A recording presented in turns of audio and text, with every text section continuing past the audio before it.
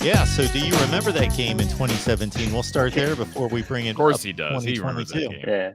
Yeah, I do. We were there. We covered the game. I think if you polled Ohio State fans, other than probably like losses to Michigan, maybe the loss to Nick Saban when he was at Michigan State, I think that Iowa game is probably up there. And maybe that's just Wow. recency bias, but I mean, they were coming off such a big win the week before against Penn State, where JT Barrett really put it all together as a passer. And it was like, all right, this team is rolling. And they go to Iowa, and it was just a completely different group. And I remember we talked to Urban Meyer after the game, and he really was not able to give any sort of succinct reason for why his team wasn't ready to go. And then they brought on, I think it was Taekwon Lewis, and he was captain that year, defensive end. And he just, I mean, he barely said anything sitting there. And it was almost embarrassing sitting in the room there just to, kind of, he just didn't know what to say. I mean, he just was at a loss for why the Buckeyes were embarrassed, frankly, that day. So yeah, that one stands out to me just because it was an interesting game to cover. And but then obviously I think Buckeye Nation would remember that one very negatively. What was the defensive game plan for Ohio State in that game? That's a good question. I mean, Because I don't know that there was one. yeah, I've never seen, and we're talking about an Iowa offense that much past 2017 has struggled to move the ball against almost every defense in the Big Ten, with the exception being, a Maryland here and there. But right. we're talking a really talented Ohio State defense. Now, Nick Bosa got ejected early in that game. It affected the rest of that game, certainly. But, you put up 55 in pretty routine fashion. And I thought Brian Ferentz called an excellent game, probably the best game of his career. But what happened defensively for the Buckeyes that year? Well, I think that game. I think it was a bit of kind of showing what happened throughout the rest of the season.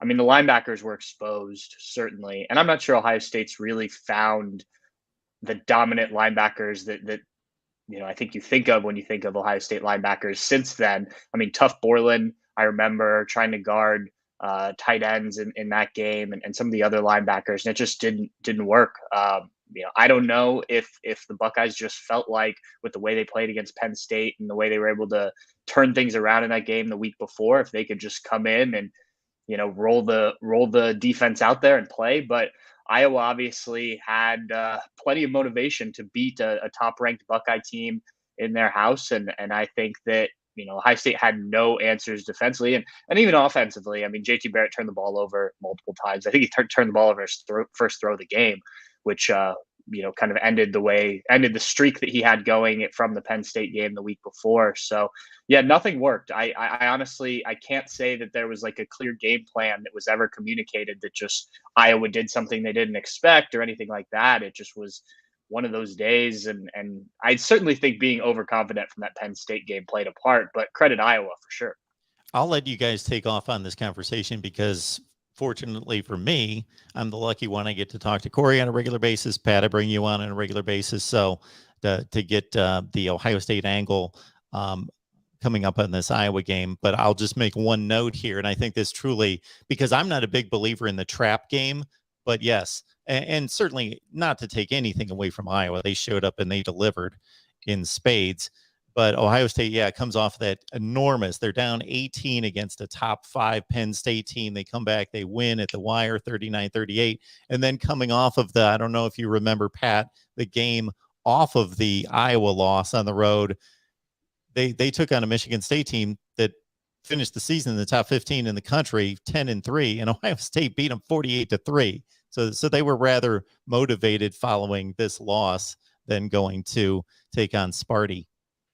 Yeah, if there's one thing Urban Meyer was best at, it was his motivational, abilities, and he's a psych major and things like that. But he was able to do it a lot after losses. You saw that the Buckeyes responded. I mean, you even go back to their national championship year in 2014, and they lose to Virginia Tech at home the second game of that season, and the rest of that year is Urban on those guys.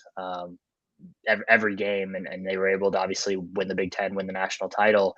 But yeah, he certainly, whatever he said before the Iowa game was not it, because that team did not look at all like what you saw the week before, or Mark, as you mentioned, the week after. I do want to ask you this, Mark, before we dive into this even more. I'm going to throw this out to you. Can you guess some of can you remember, I guess, back to 2017, some of the Iowa NFL talent on that team? Because that was, 2017, Iowa ended up, I believe, in the Pinstripe Bowl playing on ice against Boston College. But that season, Iowa, it was a weird season. So if you remember this too, Pat, they beat Ohio State at home. Iowa fans feel like there's a glimmer of hope to win the West. And then they go on the road and absolutely get just waxed.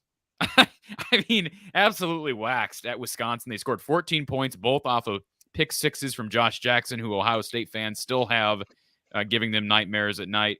So, Mark, can you remember some of the NFL talent, though, on that 2017 team? Because it was loaded. Not everybody played a ton at that point, but that was a loaded roster. Well, the two tight ends, obviously, Fant and Hockenson. Yes. Josie Jewell, who's now with the Denver Broncos, correct? Right. Anthony Nelson. Who's been a really solid NFL player for the Bucks. During this recent run of Iowa football, I have always loved the Iowa, those Anthony Nelson, oh my goodness, Epinesa, Epinesa was on that team. Yeah, the defensive ends that just make life miserable on passers in the pocket, batting passes down, closing down passing lanes. Yeah. Matt Nelson was a defensive tackle for Iowa. He's now the starting, I think, offensive tackle for the Lions. It was a really unique team because it was loaded with talent. I think at some points they did underperform. Michael Ojemudia was another guy. How about Amani Hooker? That guy is going to be paid a lot here soon by the Titans.